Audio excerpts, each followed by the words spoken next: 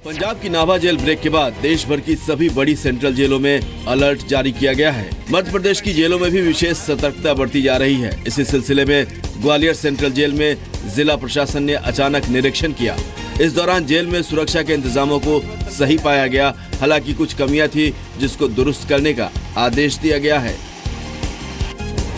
MP के टीकमगढ़ में एक बुजुर्ग की भूख से मौत होने का मामला सामने आया है। गांव वालों के मुताबिक पिछले 15 दिनों से बुजुर्ग को खाने के लिए कुछ भी नहीं मिला था, लेकिन प्रशासन ये मानने को तैयार ही नहीं है। इस बीच पुलिस ने बिना पोस्टमार्टम कराए ही बुजुर्ग का अंतिम संस्कार करा दिया। बुजुर्ग चल फिर नहीं सकते थे और अकेले रहते थे। बताया जा रहा है कि इसी वजह से उनकी मौत हो गई। इंदौर के जू में रविवार शाम को अचानक पिंजरा तोड़कर यमुना नाम की बाघिन के भागने से अफरा तफरी मच गई। जू घूमने आए लोगों ने बाघिन को पिंजरा तोड़कर भागते देखा, जिसके बाद जू के अंदर और बाहर मौजूद लोग दहशत में आ गए। जू के अंदर बने एनिमल हॉस्पिटल में लोगों ने खुद को कैद कर लिया। हालांकि करीब 1.5 घंटे की कड़ी मशक्कत के बाद बाघिन को जू प्रबंधन ने काबू में किया और पिंजरे में दोबारा कैद कर दिया। भोपाल में चल रहे बड़े धार्मिक सम्मेलन तबलीगी इत्तिमा का आज दूसरा दिन है। इसमें हिस्सा लेने के लिए लाखों लोग पहुंच रहे हैं। मुस्लिम समुदाय के इस आयोजन में पूरी दुनिया से लोग इकट्ठा हो रहे हैं। आज दिन भर इज्तिमा में मुस्लिम धर्मगुरु और आलिमों के बीच चर्चाएं होंगी। साथ ही शाम को सामूहिक निकाह होगा।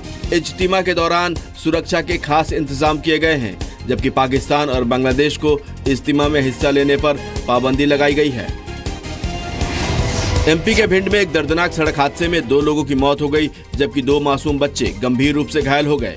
यहाँ के गोपालपुरा स्टेट हाईवे पर एक ट्रक ने एक बाइक को जोरदार टक्कर मार दी। टक्कर के बाद ट्रक बाइक को कई मीटर तक घसीटते हुए ले गई। हादसे में मौके पर ही बाइक सवार देवर भाभी की मौत हो गई, जबकि हादसे के बाद ट्रक का ड्राइवर भागने में कामयाब हो गया।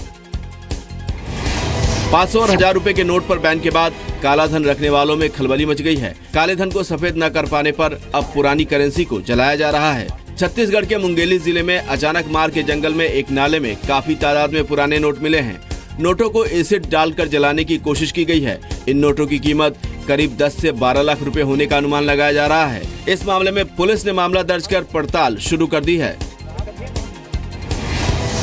नोटबंदी के विरोध में आज होने वाले भारत बंद से पहले ही राजस्थान में विपक्ष बिखरता नजर आ रहा है, जहां कांग्रेस इस बंद में न तो सक्रियता दिखा रही है और न ही समर्थन का दावा कर रही है।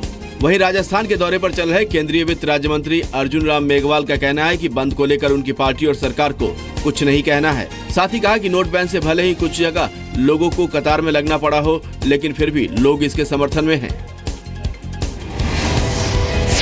राजस्थान में जल स्वावलंबन अभियान के दूसरे दौर से पहले जयपुर में आयोजित की गई वर्कशॉप में कम विधायकों के पहुंचने पर सीएम वसुंधरा राजे सिंधिया ने अपनी नाराजगी जताई है। सीएम की नाराजगी के कारण संभागवार विधायकों की उपस्थिति चेक करवाई गई। इस दौरान 160 विधायकों से वर्कशॉप में नहीं आने का कारण पूछा गया है।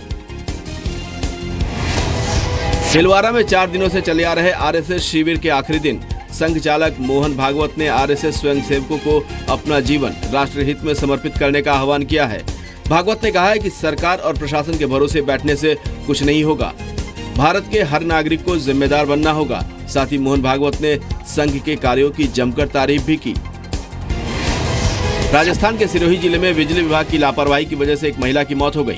यहाँ के रामपुरा गांव में हवा में लटके हुए बिजली के तारों की चपेट में आने से एक महिला की मौत हो गई। गांव में कई जगहों पर बिजली के ये तार लटके हुए हैं, लेकिन गांव वालों के मुताबिक बार बार शिकायत करने के बाद भी बिजली विभाग ने इन तारों को सही नहीं किया, जिसके चलते ये हादसा हुआ।